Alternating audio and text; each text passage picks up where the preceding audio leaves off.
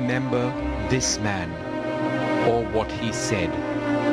We had already decided our success signal before advancing for the attack, and it was like Bravo Company's success signal, Oye Aaya, and which was passed to our CEO Colonel Joshi on the radio set.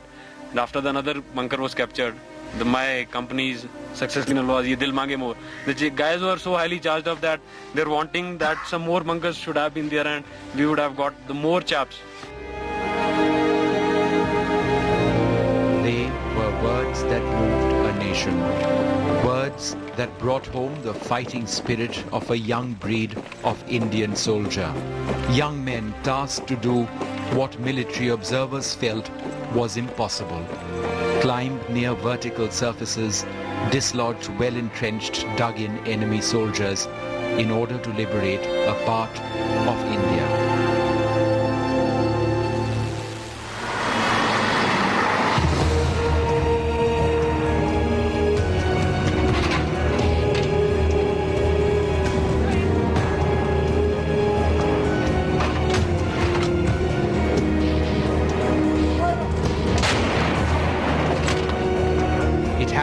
The summer of '99, in a war broadcast to your homes, a war taking place far, far away in the mountains of Kashmir, a war that was nonetheless just a click of your TV remote away. It was a war that rejuvenated nationalism, pride in the nation, and pride in the ability of 20-something Jawans, young soldiers who didn't think twice about marching to their deaths. India had a new set of young heroes: Vikram Batra, Yogendra Singh Yadav, Manoj Pandey, Sanjay Kumar.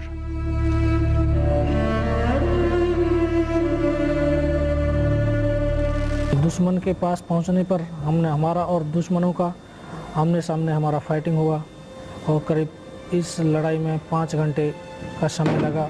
उस समय हमारे केवल दिमाग के अंदर यही था, अपनी पलटन की इज्जत, अपने देश का जो सम्मान है उसको बढ़ाना है और अपने परिवार वालों का, तो जब हमारा देश सुरक्षित है तो परिवार वाले भी स्वयं सुरक्षित ही होंगे।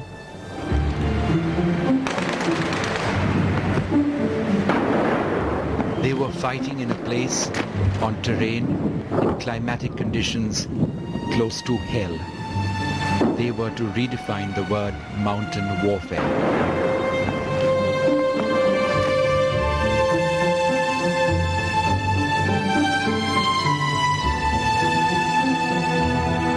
This is the man who ordered them to fight to the death if necessary. VP Malik was the Chief of Army Staff, the man the country would look up to fight off what was an unexpected and undetected incursion in a place deemed too inhospitable for a large-scale enemy assault.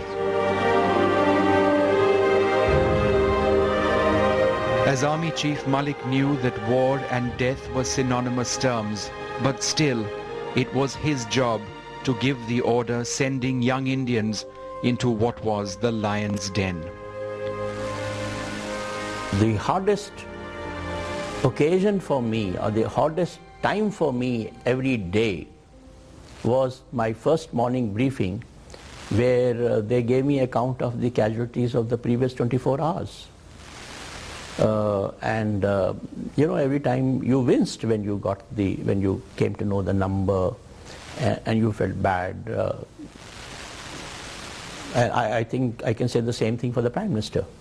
So whenever I went and I met the people, then I would ask the commanding officer, who are the people, what have they done, and then they will bring up these young officers, men, and I carried these small gifts, Scotch bottle, a champagne bottle for the officers, and watches or others for the soldiers, and I would give them a pat and a personal appreciation, you know, give them this little gift.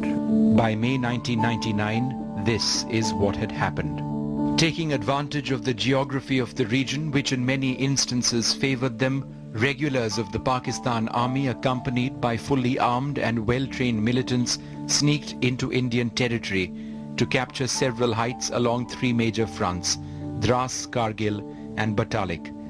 The initial target was this, National Highway 1A, the only viable road link between Srinagar and the Ladakh region. If the highway fell, Ladakh would have been in peril. In order to take the highway and the towns around it, the Pakistanis captured several features, now well-known names across the country.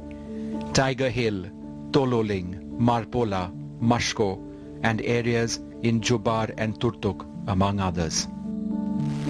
If the Indian army was overwhelmed at the extent of the Pakistani intrusion, then they were perhaps equally overwhelmed at the sight of a large number of young Indian television journalists arriving at a place where angels fear to tread. This was India's first televised war, but the lingo of the Indian army changed appreciably over the next several weeks. Those young, intrusive, perhaps irritating television journalists were soon seen to be force multipliers, as it became clear that their reportage had a huge impact on international opinion.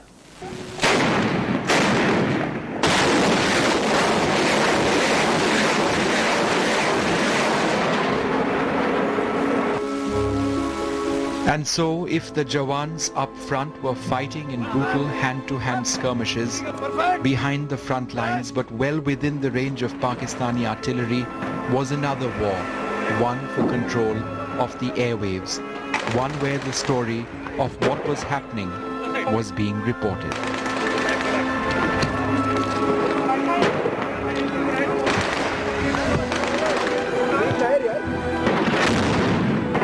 All of a sudden, Kargil and Dras became household names as the nation tuned in to catch the latest on what was happening on the war front.